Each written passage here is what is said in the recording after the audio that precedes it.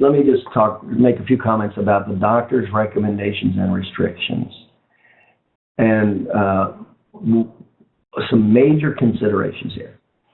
And it says here, list recommended days off, list recommended restrictions, include the amount or the frequency, list recommended home care such as ice packs. Let me talk about days off first. Make sure that when you get a patient that comes in, a personal injury patient, make sure you ask to take off, if they can take off for the next 3 or 4 days to help control inflammation. And you want those in your records that you asked or suggested that they take off at least for the next 3 to 4 days to help. And the reason for that is to help decrease pain and inflammation.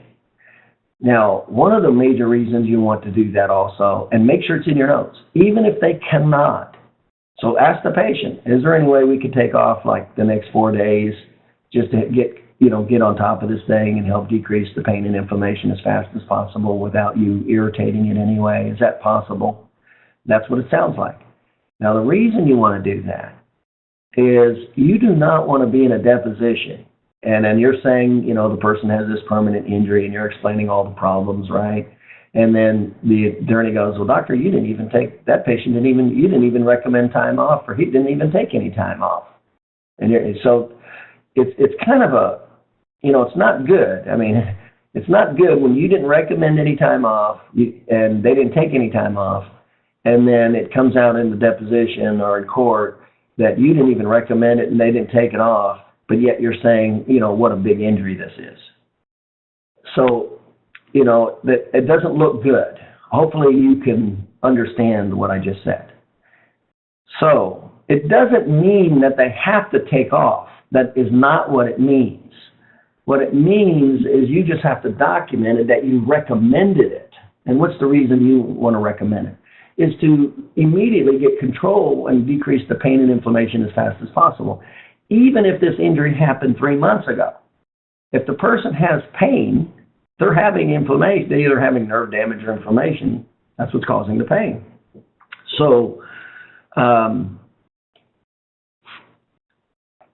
ask to take the patient off. Now, I don't necessarily, and I never ask for long periods at a time. Like in the beginning, I'll just ask for 4 days.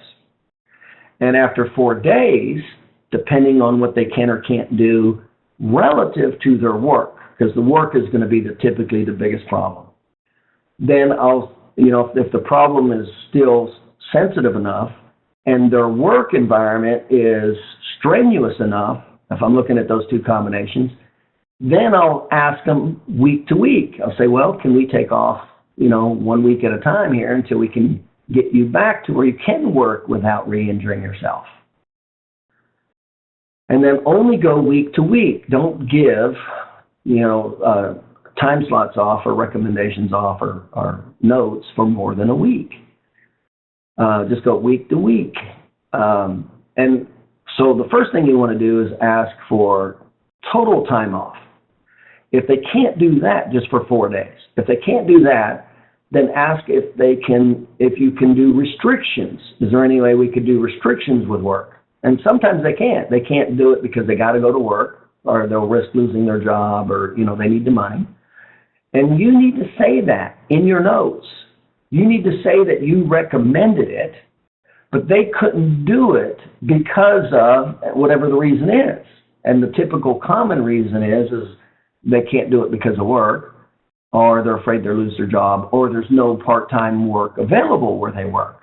They either have to go to work and work full, or they got to take off. Those are the common scenarios. So make sure when you get a personal injury patient, make sure you at least request 4 days off to help decrease the pain and inflammation. Okay, that is the true reason, but also for appearances.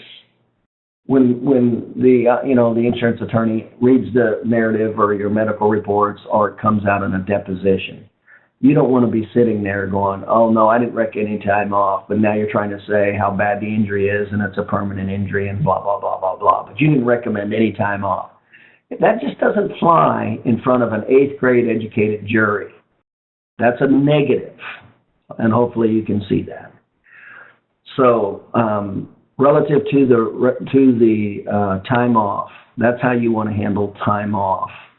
And then if they can't, that's fine, but make sure in your notes you recommended it, but they couldn't for whatever reason. They're afraid they needed to make the money, the work wouldn't allow it, they were afraid they were going to get fired. Those are the common ones.